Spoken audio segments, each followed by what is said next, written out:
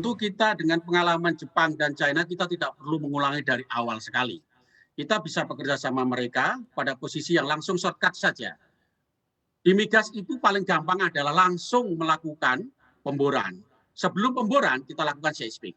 Jadi saya sarankan kepada pemerintah untuk melakukan syuting seismik dari satu wilayah yang menjadi titik perhatian. Misalnya di busur selatan Sumatera, itu pun juga nggak perlu harus semuanya. Misalnya setengahnya, itu memang butuh beberapa puluh juta US dollar, termasuk analisa membawa SDM.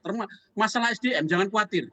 Ya, di ITB, di LAPI, di LIPI, di BPPT, UGM, UI itu banyak sekali ahli-ahli yang mengerti bidang hidrat. Mereka jarang ngomong saja, tapi mereka adalah ahli-ahli yang kita bisa manfaatkan. Tenaga-tenaga ahli yang hebat ini harus kita manfaatkan. Kita beri budget yang cukup untuk melaksanakan 2D seismik. Dari seismik itu prosesnya kemudian lakukan pemboran. Satu pemboran di offshore itu bisa 30 sampai 40 juta US dollar.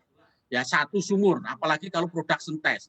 Dari seismik dilakukan pemetaan, dari pemetaan geologi itu kita tahu di mana kira-kira titik yang bagus untuk dilakukan pemboran. Dari pemboran kemudian kita lakukan coring, kita lakukan geomekanik test, kemudian kita lakukan production test. Dari tes itu kita akan tahu karakter reservoirnya. Apakah reservoir ini bagus apa tidak? Gas methane hidrat ini bisa saja terjebak pada reservoir yang bagus, bisa juga terjebak pada reservoir yang tidak bagus.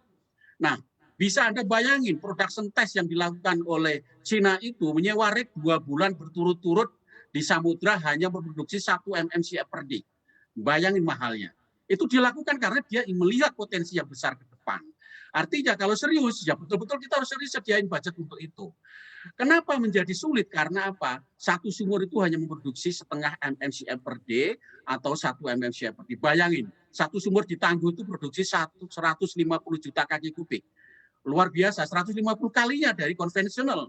Itulah yang menyebabkan mahal. Artinya, untuk eksploitasi methane ini membutuhkan sumur yang banyak sekali.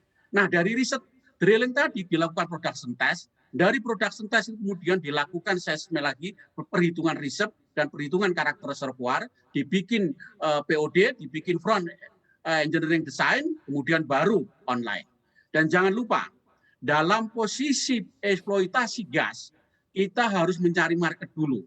Nah, saya sarankan juga paralel dengan riset terkait dengan teknikalnya, pemerintah juga harus melakukan pemetaan terkait penggunaan gas untuk sepanjang daerah selatan, baik selatan Sumatera maupun selatan di Pulau Jawa. Demikian sehingga gas itu tidak dibawa kemana-mana, langsung disalurkan kepada pantai-pantai di selatan seperti Sumatera Barat, Sumatera Utara, kemudian di daerah Lampung, Bengkulu, kemudian di daerah-daerah di daerah Sukabumi dan Jawa Barat.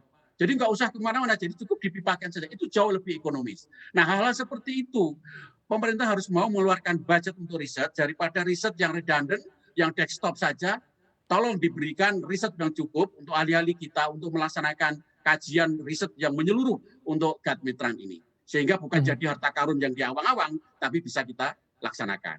Demikian, Mhm. Mas. Pak, jangan lupa untuk download aplikasi CNBC Indonesia yang tersedia di Play Store dan juga App Store untuk mengikuti terus perkembangan informasi seputar ekonomi dan bisnis terkini.